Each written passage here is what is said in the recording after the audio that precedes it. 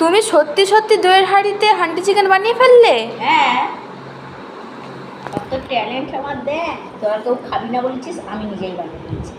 আমরা খাবো না বলে আমাদেরকে একটুও দেবে না? দারুণ হয়েছে।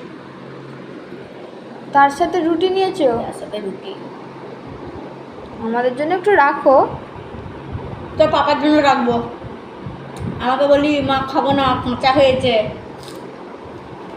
তুমি পারো না। আর দেখে মনে হচ্ছে তো দারুণ খেতে হবে। দারুণ হয়েছে, আর সেদ্ধ হয়েছে। আমি আর পাপা খাবো, তোমাদের কড়াই মাংস হয়েছে। আমাদের 1 পিস করে দেবে? হুম,